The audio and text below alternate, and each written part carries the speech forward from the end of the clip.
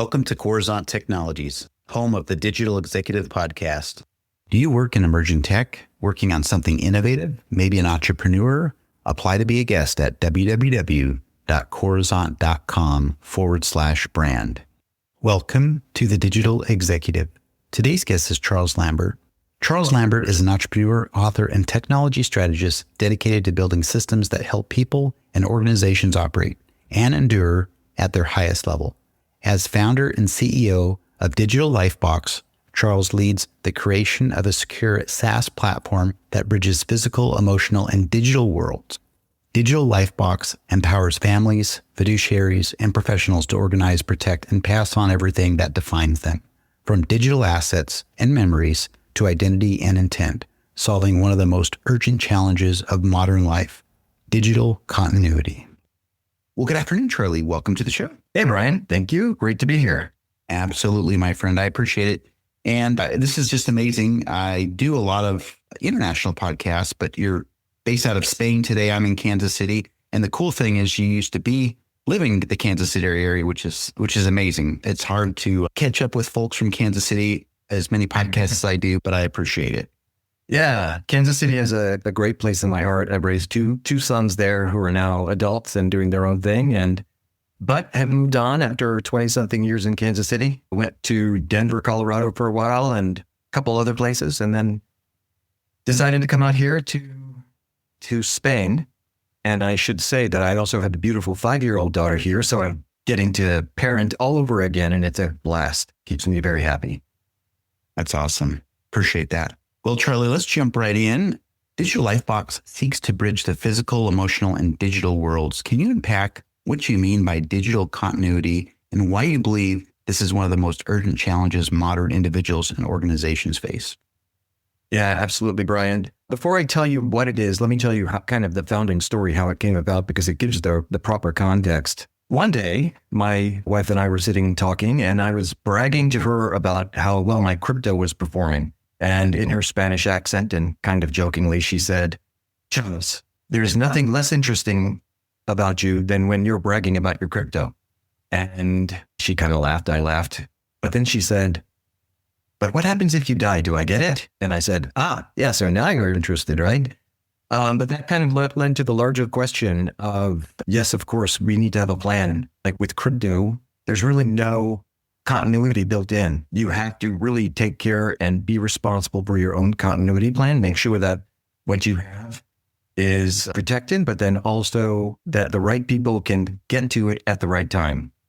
We started talking about other things that I had in my digital footprint, which I realized was huge, right? I mean, it's when you think about your digital footprint, for me, as an example, 20 years ago, when the internet was really kicking off and picking up, I said, I don't really know where this is going, but I know I want to have charleslambert.com. And so I got that. And like years later, now I have over 100 domains in my portfolio and their value. And if I don't tell somebody about that, they'll just poof, that value is gone. Same thing with crowdfunding investments that I've done online through things like Start Engine and Republic and these other platforms that allow you to invest in biotech and other kinds of up-and-coming companies. And those may be, even though there are a few $1,000s of investments at the beginning, they may be moonshots. Again, it's a value that we've put into digital accounts. And digital accounts are exploding. So when I looked at my own portfolio, I had over 200 accounts, and many of them with significant value, including my iCloud account that has 20-something thousand photos of our family that don't have financial value, but they sure do have a lot of sentimental value, and I wouldn't want that to get lost. So my wife did the same thing, and we both said, our footprints are huge. We need to find a platform to help us make sure that we get this. And the spreadsheet, by the way, isn't a blanket. It doesn't create a plan. We couldn't really find anything, so we set off to build what has now become Digital Lifebox. So your question was about continuity, digital continuity, and why I believe that's the most urgent challenges, I think, is what you said. And it's because, yes, the world is getting more and more digitized. There's some thoughts out there that the value of digital assets is going to equate and surpass physical assets within the next 15 or 20 years. I had a previous guest that talked about digital rights management, a fascinating podcast, by the way. but he talked about the future of digital rights management. And that's where the world is going. It's an explosion of digital assets that's being created. And sadly, there are millions and billions, in fact, of digital orphans being created every year. And those are accounts that are basically left unattended when somebody passes away. So it just becomes a matter of control. Who's going to control your digital afterlife? Who's going to control those assets that you've developed, accumulated? And if you don't do that yourself, they will simply vanish. So Digital Lightbox is a way to bring digital assets, digitized physical assets, because digitization of everything is the future. So digitized assets, digital representations of your home. It could be your mortgage, your deed, all of those kinds of things, all in the blockchain. So digitized versions of your physical assets, digitized versions of the people around you. So digitized versions of people I know, my contacts, my handyman, my doctors, all of those people. And then wrapping them all up on a platform where you can put them together in these bundles.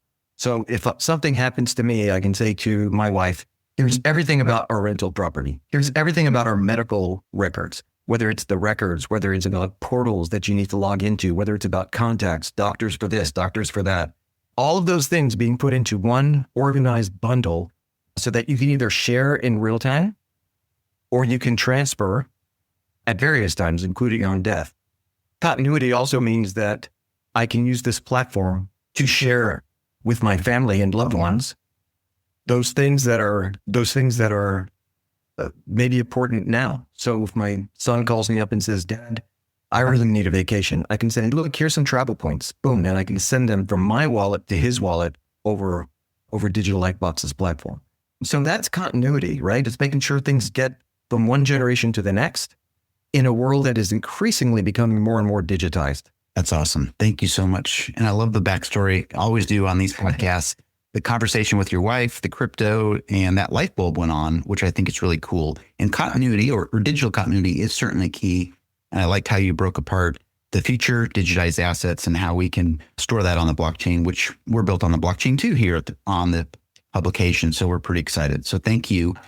Yeah, I saw that, Brandon. I knew that you had an affinity toward blockchain, and there's a reason we chose blockchain. It's because, again, it's the safest place. It's where technology is going. We don't know where it's going to go in 10, 15, 20, 30 years, 100 years from now. Digital Lightbox was built with flexibility in mind, but right now the blockchain is the next big thing and the next safest thing for us. That's amazing. Thank you again. And Charlie, you've spent over 2 decades advising enterprises on operational maturity and resilience. And now you lead a deeply personal SaaS venture around identity, memory, and legacy. How did your past in IT operations and transformation inform the idea and execution of Digital Lightbox? Yeah, good question. I think if you look back, there are parallels in both ventures. So in my previous corporate life, I've been in and out of corporate life doing consulting work or self-employment or being an employee of companies. But in the last, let's say 15, 20 years, I've been all about IT operations. And within technology operations, really what that is continuity of the business, right? You want to make sure that your systems are up within the SLA you have, right? 5 nines or something like that. You want to make sure that if there's a disaster, that the business can continue. All of those things that fall under IT operations, all of those things that I've been responsible for, this is just a continuity. So I think that's the thread that ties these things together. It's just that being able to say, hey, we've got something, we've built something, our customers need it, our families need it. So let's make sure that they're built on platforms of resilience and that they're available for our customers when they need it most. That's awesome. And I like that you took your background. Obviously, you're very smart. You've got all these great ideas, but you took your background in IT operations, resiliency, reliability, all that, and carried it right over into this business, which is a total parallel. And I totally like it. And that's why we talk a lot about the blockchain. We probably had about 80 CEOs on the podcast that are in the blockchain space or crypto space in some form or another. So we're pretty excited. So Charlie, Brian, yeah, let me just add one more thing to that. So I was recently at a convention called the European Blockchain Convention, and it was a big coming out party for Digital Lightbox. And what I noticed was there are super intelligent, smart people in blockchain, and The user interface, though, was often very difficult. I kind of had the feeling that it's engineers building for other engineers. And also, it was very institutionalized, right? Like moving big kinds of financial value via stable coins or other kinds of things from this institution to that institution to that, various platforms and such. And the response that we got about Digital Lifebox was, first of all, people were saying, I would have had no idea that this was built on digital wallets, NFTs, and smart contracts on the Ethereum blockchain. I've heard many comments that were something like, you're bringing humanity to the blockchain and we love it. I heard one person say, this is the best consumer application I've ever seen on blockchain. So we're very, very, very happy with the way we've been able to kind of create this Web 2 experience, but build it on Web 3. It's a credit to the team around Digital Lifebox. That's awesome. Thank you. Charlie, you're the author of Endurance Executive and Corporate Ladder 101. How do these themes in your writing, resilience, leadership, purpose, map into the product you're building? How do you keep your own purpose aligned with a business with so emotional weight? Well, those books are actually reflections that, again, everything has an origin story. And each of those books has an origin story in my life, just like Digital Lifebox does. Corporate Ladder was written at a time when my sons, who are now in their 30s, were actually teenagers, but I saw them as being the next leaders, future leaders. And I started writing them these letters, right? Like, how happy should you get at happy hour? And the importance of saying thank you and owning your own stuff, right? Like, don't lie. And so I started writing them these letters. And then somebody said to me, hey, you know what? You should actually do more of these and put them in a book. And so I did. And that became Corporate Ladder 101.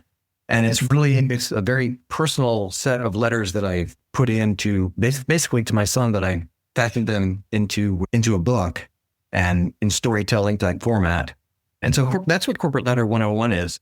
Then for the Endurance Executive, I found triathlon some time ago, and I became a very active triathlete. And during those moments when you're on the bike or you're on a long run or you're swimming in a pool and you're looking at a black line for an hour, a lot of thoughts happen, a lot of ideas pop. And so Endurance Executive was really then the reflections that I had of how a career and how your work life isn't a sprint. And you have to look at the things you do, those accomplishments you're trying to achieve on the longer scale, right? An endurance scale, and how you have to endure. You have to have the right team. You have to have the right training. You have to fuel yourself properly, not only mentally, but physically, and so forth. And that's to be successful in both. You have to work through your quitting point, because in every single time you're at a triathlon or some kind of a race like that, or even training, you say, man, I just want to be done with this. But you have to take that next step. You just have to keep going and keep going, because that's where success is. Success is right on the other side of that point where you want to quit. So it's the same thing with the business I'm in now, right? I mean, startup life is different than corporate life. You get, when you're trying to like maybe raise money or something like that, you get punched in the nose a few times by people who are much smarter than you. You learn what you know, you learn what you don't know, you learn what you want to focus on, you learn what the priorities need to be. And then you're out talking to customers, and where you think is a really great idea, they're like, nah.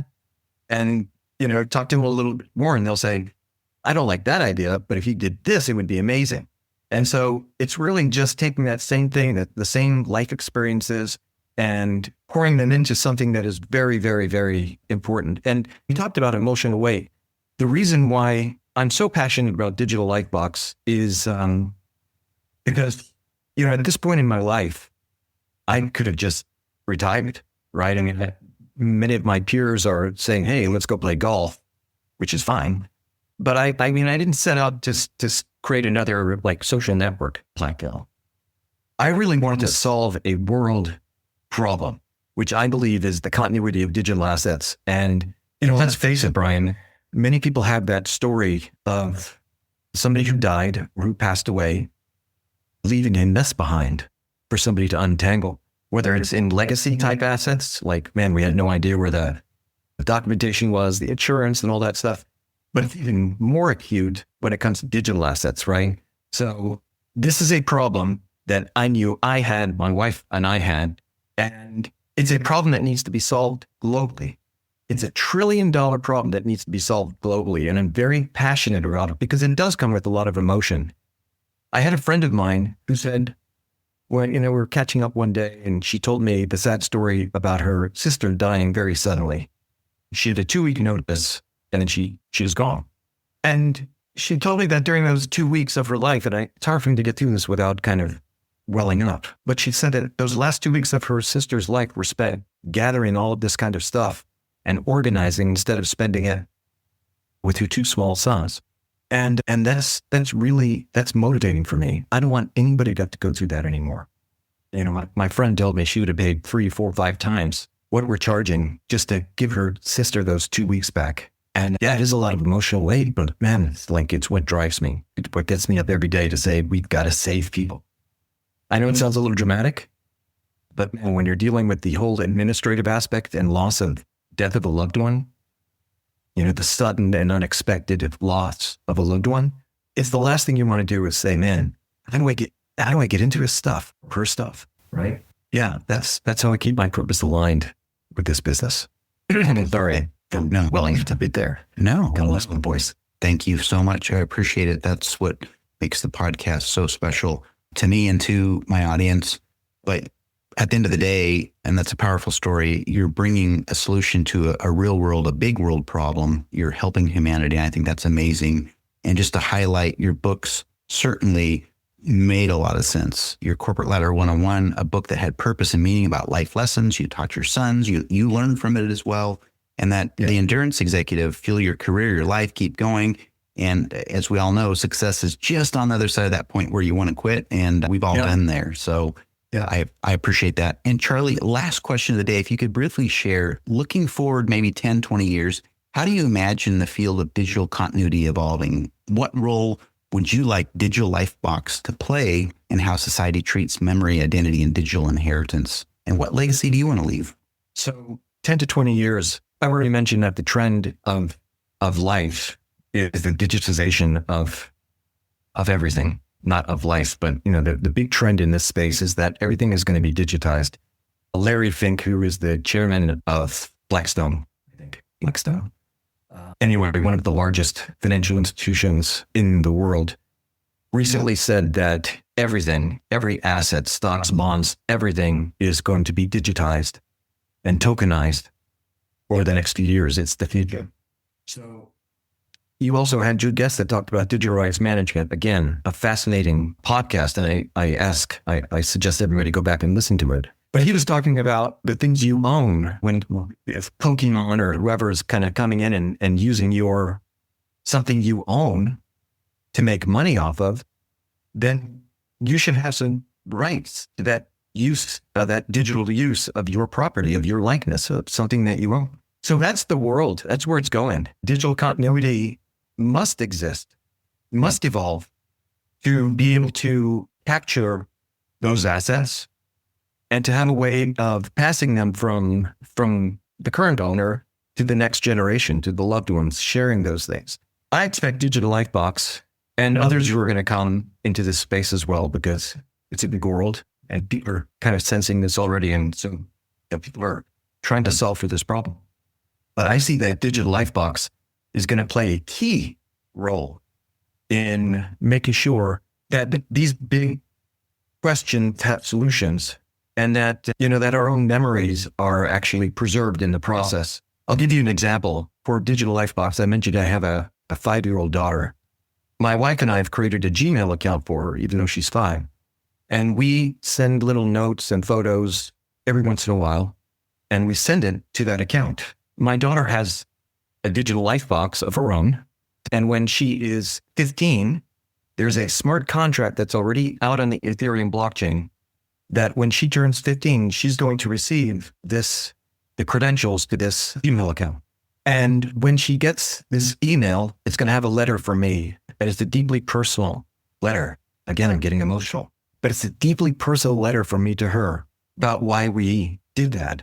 And Brian, she's going to get that letter whether I'm there or not. That's the power of Digital Lifebox and digital continuity. It's to make sure that my memory, that the memories of those important people to her in her life, and the things that we've accumulated and that are important to us are passed along in a way that keeps the memory alive, right? Keeps continuity alive. And so, yeah, that's the legacy I want to leave. And I want to provide that for every family in the world. We're getting interest from people in Africa and Central America, places where they're underserved, where they don't have systems in place that they trust, because they want to share in this legacy as well. And I can't wait to deliver it. Thank you so much. Very powerful podcast today for sure. I just love it. You've got such good use cases where people can all resonate with this. Digital continuity must exist in this new digital world we're building. And the story about your daughter and the Gmail account, that is very powerful. And anybody that's listening definitely has to invest in this for sure. Charlie, it was you're welcome. It was such a pleasure having you on today. And I look forward to speaking with you real soon. Brian, the pleasure was mine. And thank you so much for having me. Bye for now.